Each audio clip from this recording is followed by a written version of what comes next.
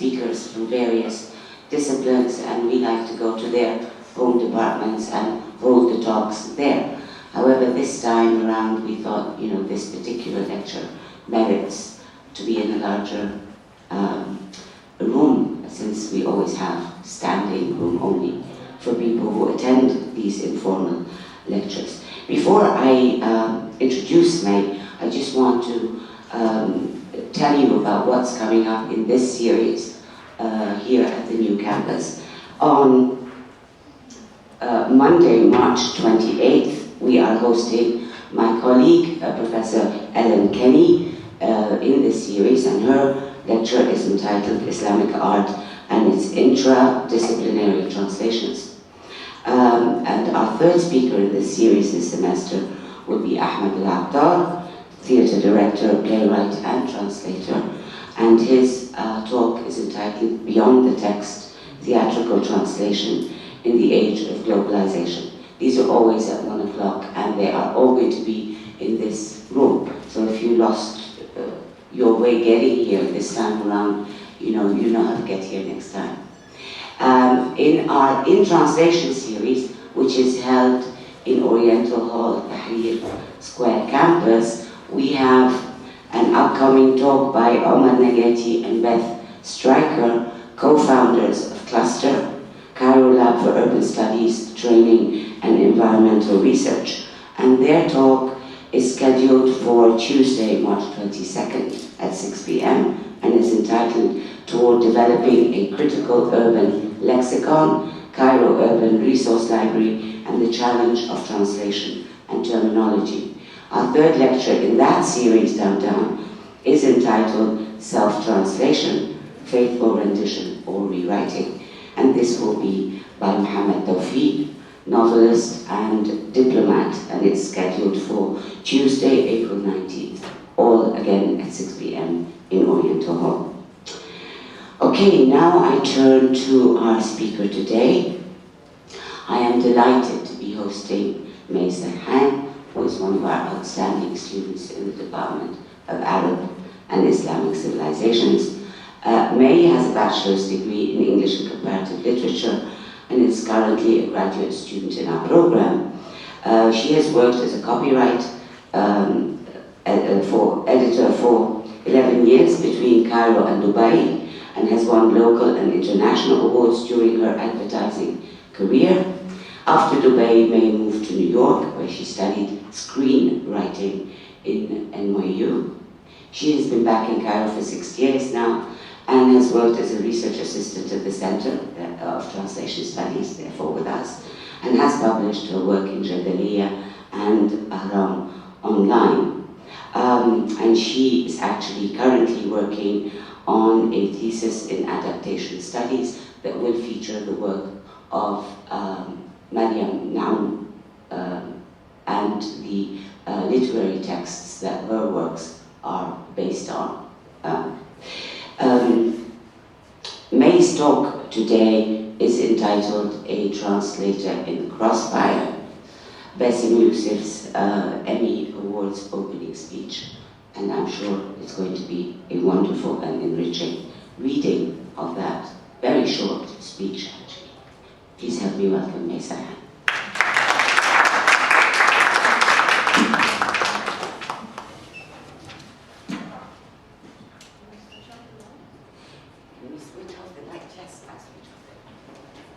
Hello. Thank you for being here. We're going to show you now the speech itself, and then I'm going to get into it. Okay? Hi. Good evening, everyone. Welcome. I'm your host tonight. My name is Bassem Youssef, and I'm an Arab. We have a problem with the volume.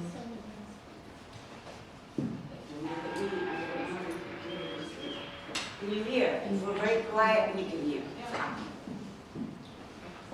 Hi.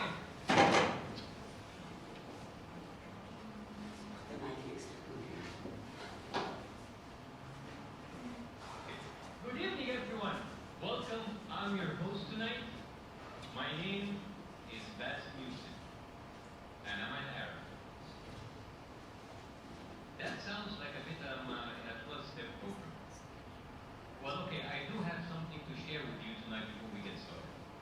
supposed to start with an opening joke that basically moved the crowd over tonight, or suck so bad at it and lose you altogether. But what happened, that plan changed last week. The word is still in a favorite form. Not just from Paris, but also from Mali, Beirut, Nigeria, Kenya, and Sinai in each parameter. And on and on and on. It's brutal, it's horrible, and it's unfair. But when people get together to celebrate art and creativity and the best of what the human race can aspire to, we find our to heal and to grow. I like to think that me being here is a part of that healing. The Academy chose me, and Arab Muslim proposed this event for me. Maybe out of confidence in my ability. Thank you.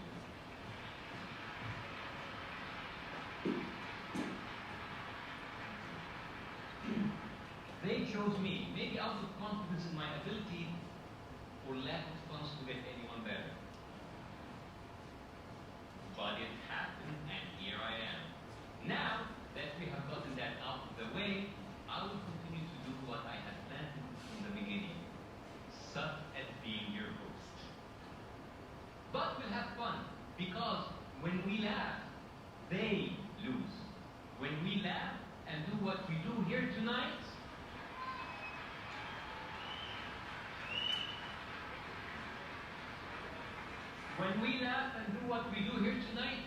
those evil bastards lose. And I only use the word bastards because I don't have the same profanity privileges John Oliver has on HBO. However, I can curse in Arab, just in case those bastards are listening. So, يلعن ميتين أبوكم يا ولاد الوسخة. Whoa, thank you. It sounded dirty, right? It is. It is. It is. Arabic is a beautiful cursing language. You should learn it. FCC cannot leave that out yet. Now I feel better. So, as I told you, I am from the Middle East, like Jesus. In case you forgot. But still, it's not the best neighborhood to be from at the moment. You know, NBC might not be broadcasting these awards, but the NSA surely is.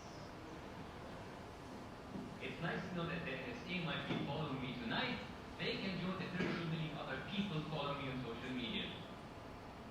And like you saw in that great video, I am a political satirist and a convicted man. I am being called the John Stewart of Egypt, and like many Arabs, I have self-esteem issues, so I need to drop this name all the time. Makes me feel important. And tonight, I can pick up more names to drop. Let's see. Julian Fellows here, right in front. International Emmy Founders Award recipient. Julian and I are like this. You know, we were both born in Egypt just a few days ago. You can tell, right? عامل ايه؟ تمام؟ حبيبي better. And now there's Richard Plepler. He is the recipient of the Directorate Award. Whoa, HBO, Richard. Shows like P, last week, tonight, John Oliver, and now you've got John Stewart in your stable, huh? So Richard, if either of those big name Johns don't deliver, I'm available. Not more of available kind of a band, but I can cheat. So, how about the Game of Thrones, right? Violence, full frontal nudity, thank you HBO, thank you. An intoxicating mix of power, betrayal, greed, fire-breathing dragons. The only other place on TV that you can get all that is the American presidential debates. Except the textbooks. The debates, huh? Now that's a Game of Thrones. Donald Trump. I mean, even Fox News doesn't know how to get the lead back on that kind of crazy. And when you're too crazy to Fox, you've got a huge problem. But who am I to judge? I mean, here you call Donald Trump a crazy, stupid baby with no vision. Back in the Middle East, we call that people. The Middle East is like one big dysfunctional family on the worst reality show ever, and it broadcasts 24/7. I don't know why we can't all just get along. I mean, we're not that different from each other. I mean, Jews are chosen by God. We are chosen by Holy Spirit. If only Muslim and Jews can settle their differences in a Christian manner.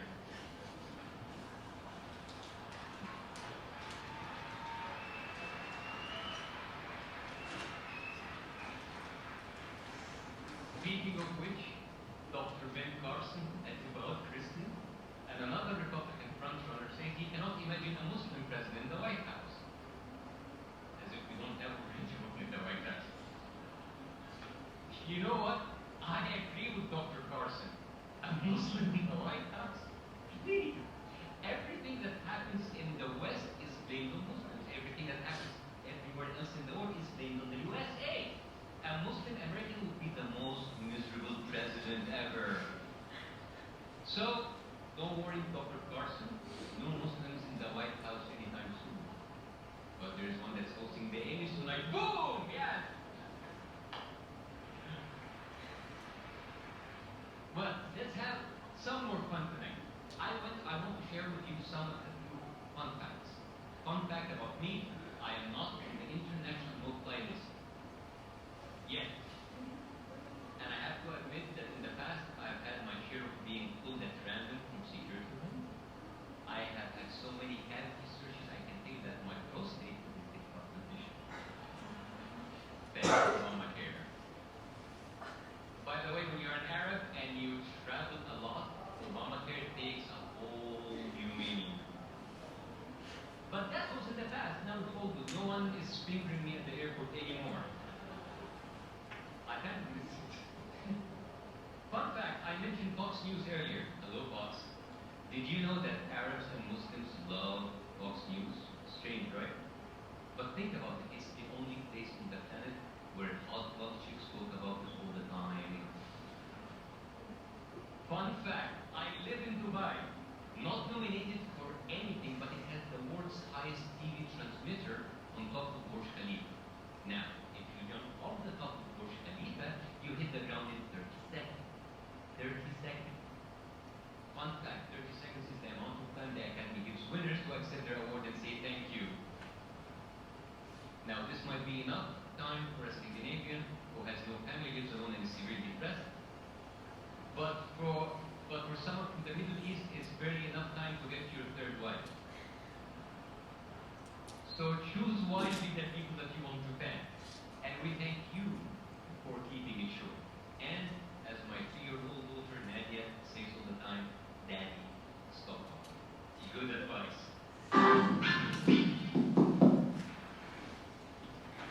Hi. Did you get it? Yeah. Did you get to hear most of it?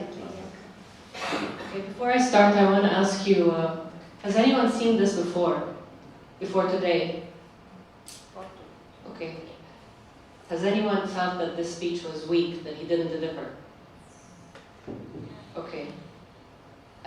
Personally, when I watched the speech for the first time, I thought it was weak and awkward, and that Bassem Youssef wasn't funny.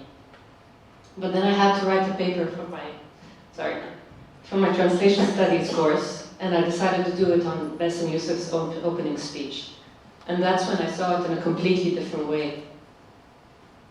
Let's start by looking at the context of the speech, the moment the speech took place. Bassem Youssef's International Emmys opening speech took place on November 23rd, 2015. That's only 10 days after ISIS claimed responsibility for the Paris attacks that killed 120 people in the heart of Paris. As the first Arab to ever host the Emmys, the choice falling on him gained even more significance. The who's who of the Western media and entertainment industries were in attendance at a time when the war on terror discourse was undergoing a full revival, pitting the West and all it stands for against the Arab Muslim world. Accusations of bullets are being hurled in both directions.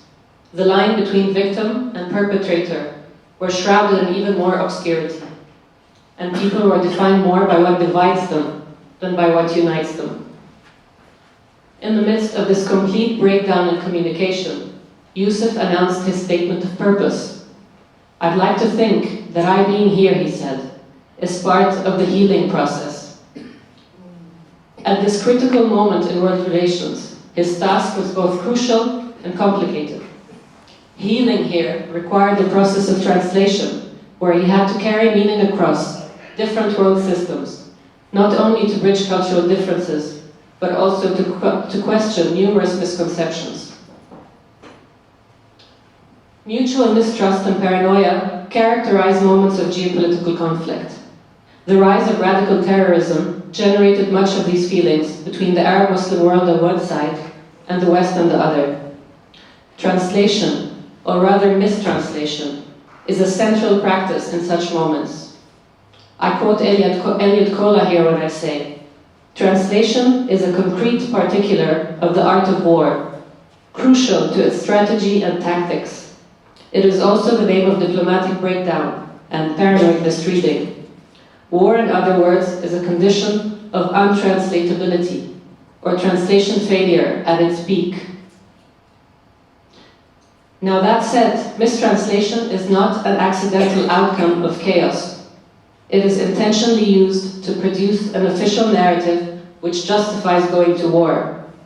The fact that in the wake of 9/11, the US military and intelligence agencies invested roughly $1 billion on Arabic English translations, rather than channel this budget through, say, diplomatic agencies or educational institutions, is a case in point. Media plays a pivotal role in this strategy. Let's take the 2003 War on Terror discourse media campaign. Iraq had 150 million barrels in oil reserves, and probably just as much in the 90% of the countries not yet explored. That's a capacity second only to Saudi Arabia. Yet what played out in the media was quite different. The official media narrative campaign sought to trap the Arab Muslim world in cultural stereotypes, largely rooted in Orientalism, the historically situated Western construction of non-Western cultures as the other. Central to this mistranslation was equating Islam with fundamentalism. Radical Islamic groups, Islamic terror groups, and militant Muslim fanatics are all epithets that we are all familiar with here. Attached to these captions are images that further fuel these stereotypes. Faceless oppressed women crying behind a veil, men praying in mosques, and masked men with machine guns in training camps are all images that depict Islam as sexist, undemocratic, and violent. By focusing on these stereotypes, this media campaign succeeded in depicting Islam as a threat to Western security, where the forces of good had no choice but to fight Islam, the force of evil. These gross generalizations justify going to war then, and they are justifying going into Syria, Libya, and supporting Saudi airstrikes on Yemen today. Now that said, it is not only the West that is guilty of mistranslating the Muslim Arab world. Here too we engage in the same practices. Turn on your TVs and you'll be treated to the same inflammatory profiling and stereotyping.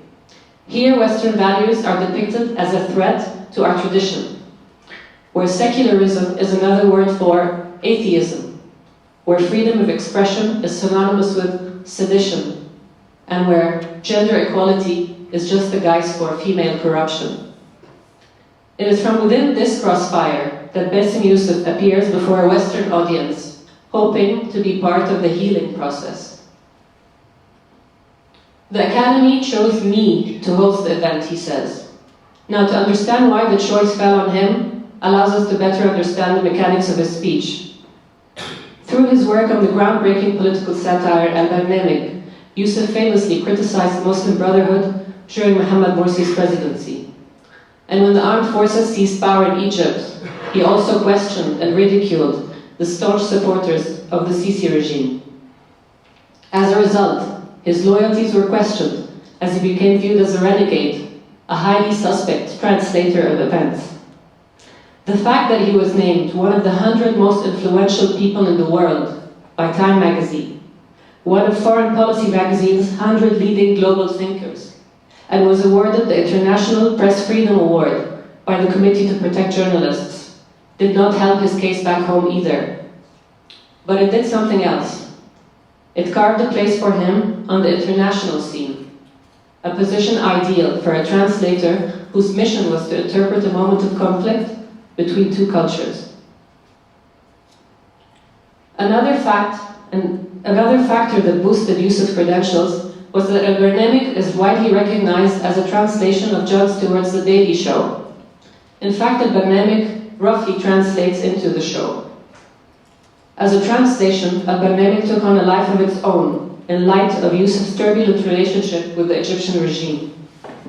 When Jon Stewart appeared on Al-Barnamij, Youssef asked him, "Does your job get you in trouble?" To which Stewart responded, "Nowhere near the trouble you face."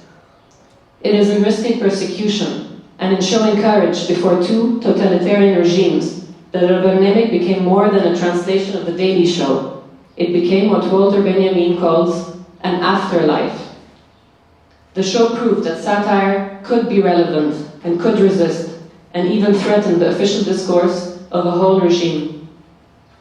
No translation would be possible, Benjamin says, if in its ultimate essence it strove for likeness to the original. Translation as an afterlife is a transformation and a renewal of something else. By extension, the choice fallen on Youssef to host the Emmys gave his work on Al-Barnamij its own afterlife. The Emmys allowed him wider visibility, expanded his scope, and gave him the chance to liberate the language trapped and hidden in the war on terror discourse, as you shall see.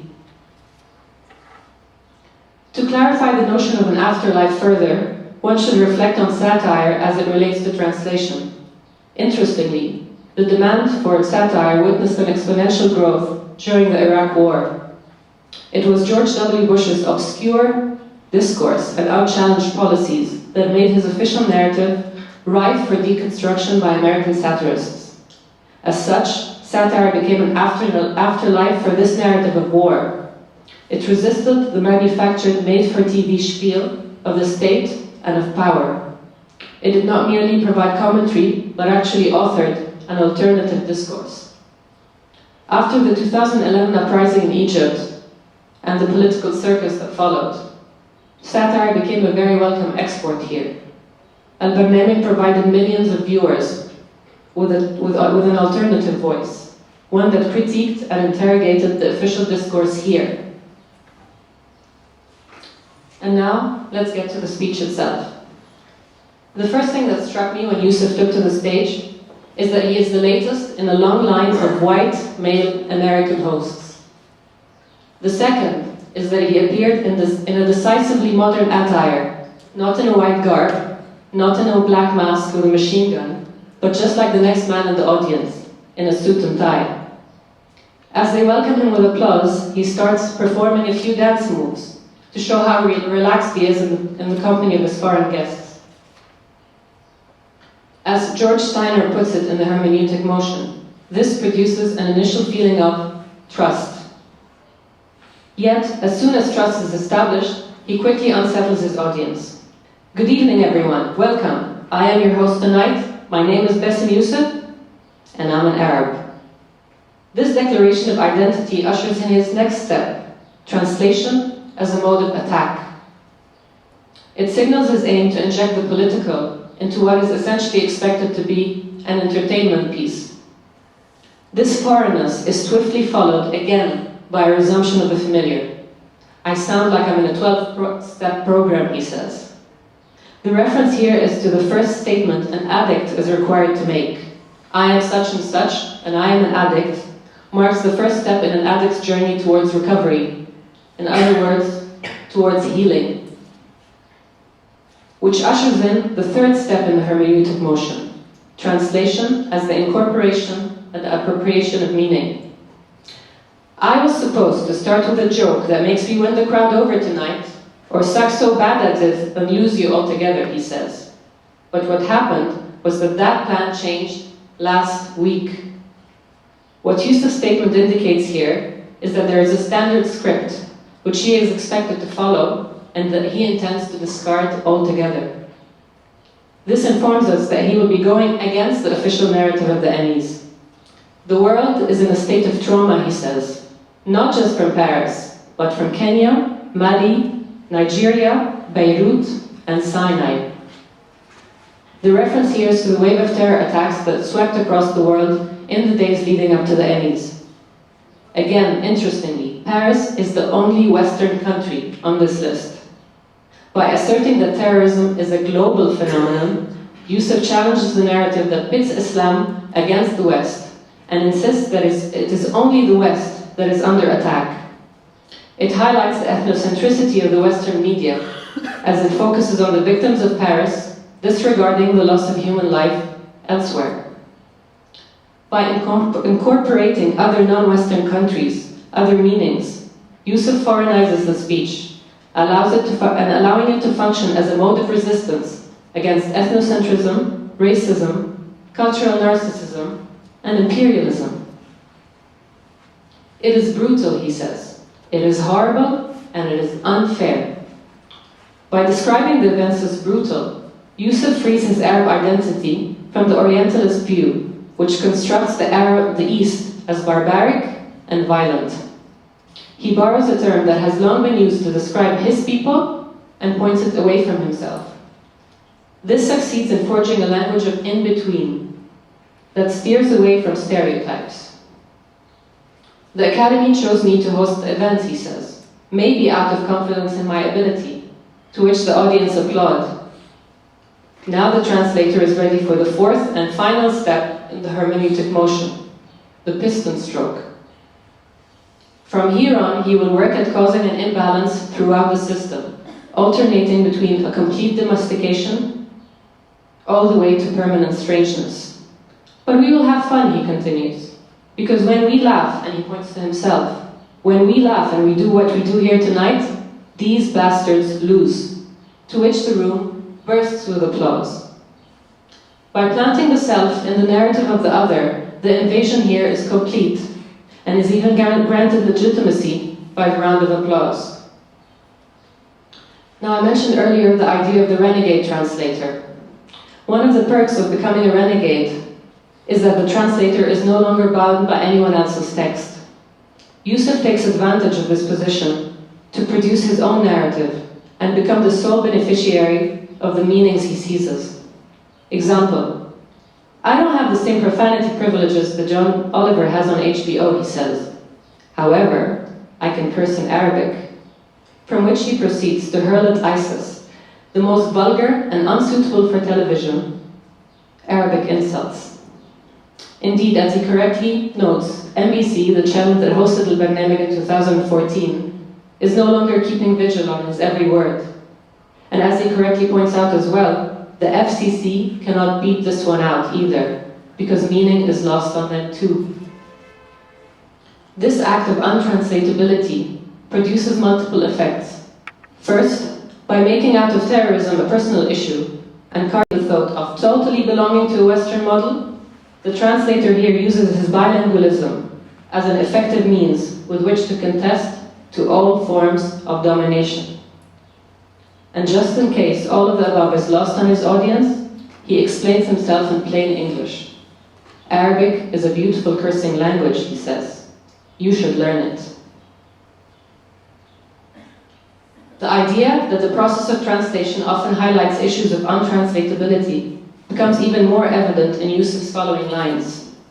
I am from the Middle East, he says. Like Jesus? The irony of this statement is not lost on his audience, who indeed laugh. What is at work here is what Steiner describes as the translator taking a gamble on the coherence, on the symbolic plentitude of the world. The laughing matter here is that there is absolutely no likeness. There is no coherence. It is a deliberately insignificant statement designed to undermine the task of the translator. Having proved that the seamless transfer of meaning is often a futile exercise, Youssef proceeds to do what he does best: apply his own brand of political satire to transfer meaning violently. I have to admit that in the past, I have had my share of being pulled out at random from security lines, he says. I have had so many cavity searches, I can tell you that my prostate is in tip-top shape. Thanks, Obamacare. If you're an Arab and you travel a lot, Obamacare takes a whole new meaning.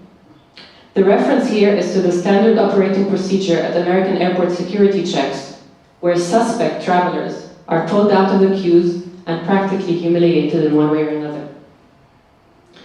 This, however, is not a new reiteration of an airport experience.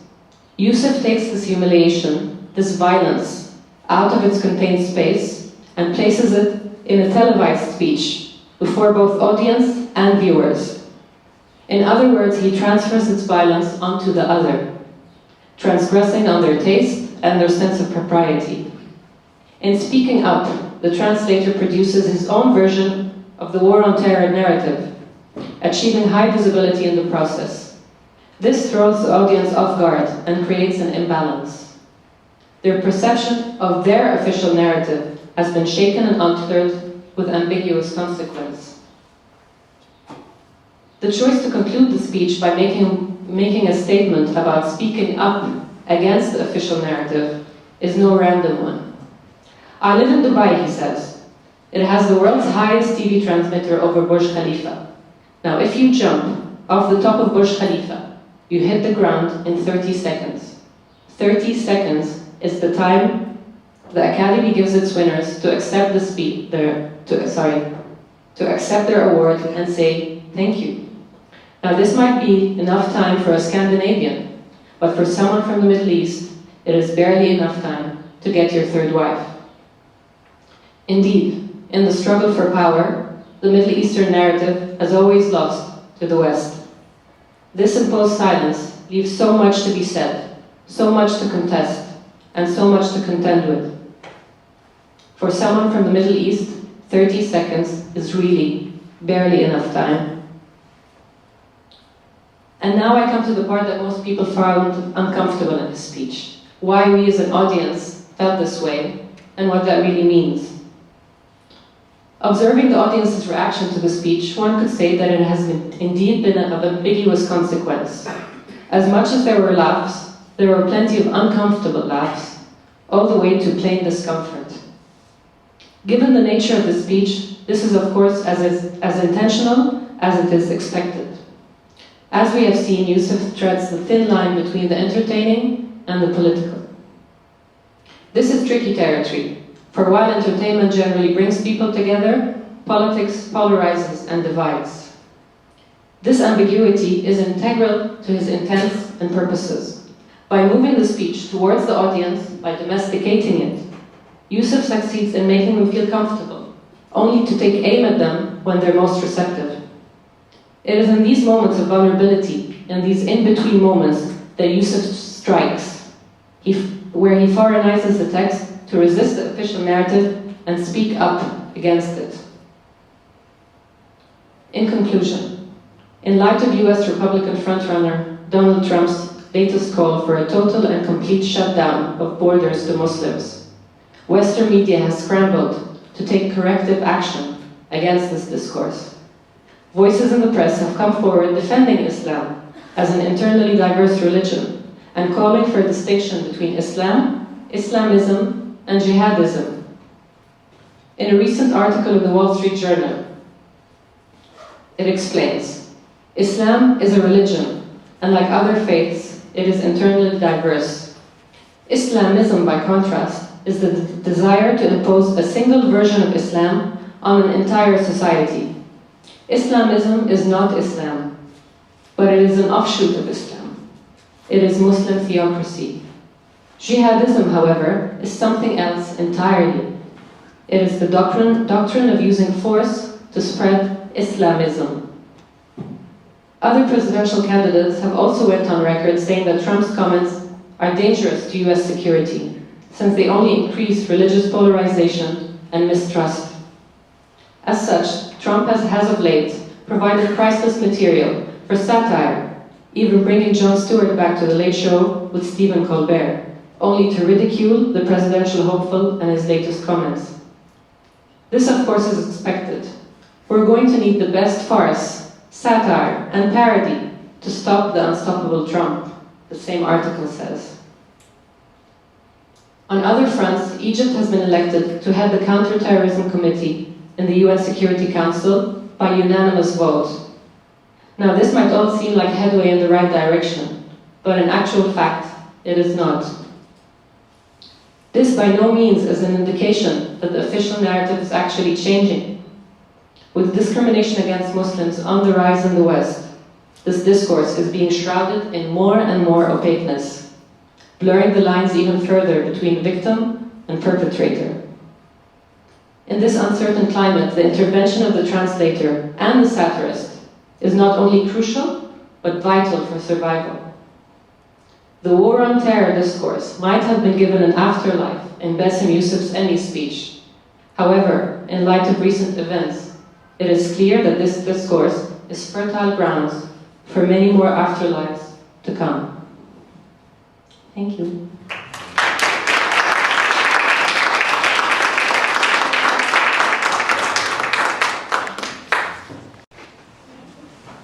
Are you ready for questions? Yes? Comments? A question? Yes, I have a question.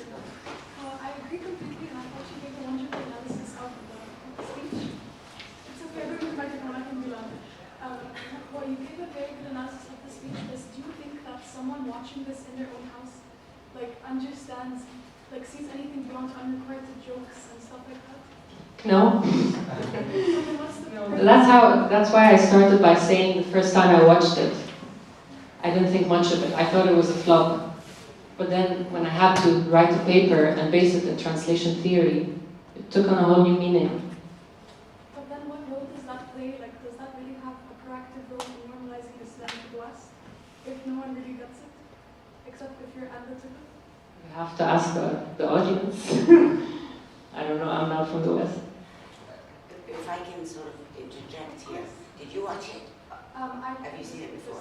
No. When you watched it now, did you see how uncomfortable his audience was?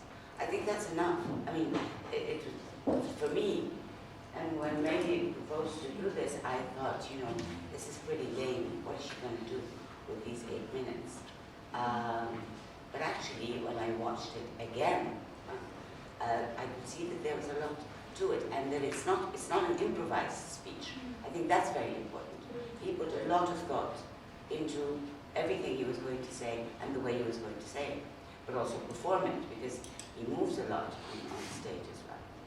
And the moments of discomfort to the audience are also very deliberate moments, I think.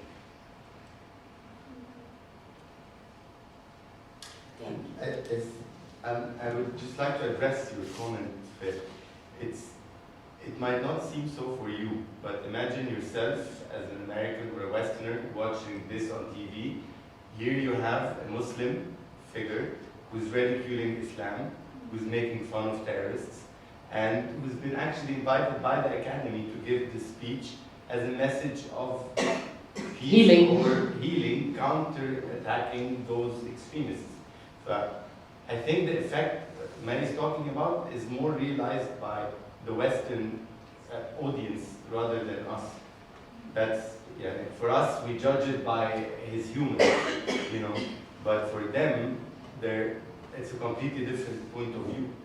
Oh my God, there's a Muslim cracking jokes about Islam, for example, you know, so they're not at all whatever the media is portrayed to be.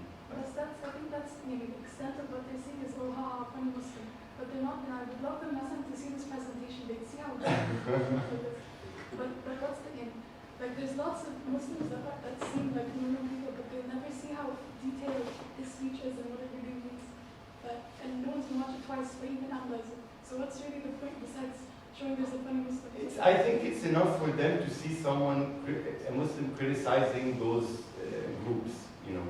Because for them, all they see is Fox News or whatever the media wants to see. They never see, at the basic level, it's good enough, in my point of view, you know, at the very basic level. And also, we have to think about the audience that was actually in the room, not the people that are watching it on television or on YouTube. The effect on these people and their level of interpretation and their level of analysis of the speech will be much higher than the normal audience that's watching it at home. So the effect is even enlarged, as Tamer said, on them. And you need these people because these are the people that are interested, that work in the arts, that work in newspapers, that work in media. So you need to affect these people because these people will make the change from within and change the narrative if they want to. Sorry, could I maybe comment on these things like as a Westerner? Yeah. So I'm from the States, and I think that first of all, like we have more media out there than Fox News. Like I think there are plenty of people who probably were watching this at home who have not like a ton, but who have some sort of familiarity, could appreciate. It's not just like, oh, haha, funny Muslim. It's like people know Bassem Youssef. He's been on the Daily Show. He is to a certain degree, at least if you're in that kind of liberal sphere, a like cultural icon for us as well, in this very specific sphere within the States. So it's not just like, oh, we've never seen a Muslim do comedy before, for some of us at least. I think that, however, I agree with the point that just at a basic level, this is having Muslim Arab representation on TV is very important because it provokes like American and Western discomfort, and I think that in order to get people to question themselves, to question the paradigms in which they grow up, you have to first start by provoking that discomfort. So in this sense, Yusuf's presence and just seeing this speech was definitely huge. And finally, I just would respectfully disagree with the comment that it's very important that the people in that room in particular see this, because they're the ones who have power to make change. Like this is, a lot of people were like on their phones, were bored by this. I would hesitate between differentiating between the power of the average viewer and the people who were specifically in that room, because as we just saw from like the Oscars in the States, how much of that room was still white and male, and we had this exact problem on a local level. We still had no representation. So I think that it's like not just like, oh yay, powerful people are seeing this. I think it's like the overall effect of like, oh, there is finally representation. And it's not, we're really terrible. Like, I won't argue that point, but it's not like no one had some level of analytical tools to be able to understand this. A lot, definitely. But I think that there were people who could gain a lot from this. At the same time, there were those who just needed this discomfort to happen for them. May, do you want to add something before we take another question? And we have a question up here in front. Yeah. Actually, I have a comment because this is my No, but they can't hear you back. This is my first time to hear the speech, and I think part of the discomfort that Bassem Youssef had two audiences, because he's talking to some people who are a little more Westerns, but in the background there are the Arab audience as well.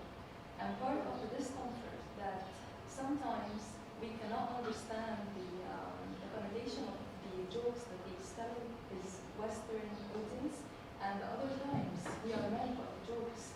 So this lag between the two words he's addressing, I think this is for me was part of the discomfort that I can't totally grasp the meaning of what he's saying, but he's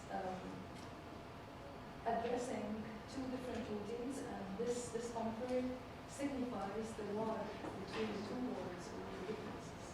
And that's when the part in the paper that talks about untranslatability and how it's intentional. This is an intentional effect to try to make people uncomfortable, to try to make them come out of their comfort zones and translate. Like he says, Arabic is a beautiful language, you should learn it. And then he goes between cultures and between languages all the time. He's maneuvering between, he's pulling two ropes at the same time. But I think Isma's comment is actually very important. And there is a sequel to your paper to be read with Arabic audiences in mind. Yeah, because the focus in your paper is on his Western audience. Yeah. Okay, my issue. about the, I thought maybe you were going to talk about that, how the subtitling was done. I didn't catch, I mean, I saw sometimes very much, it was a B, I could see something like, but how was the translation done and how does that respond to the question here about translating for an Arabic-speaking audience? Did you analyze that in any way?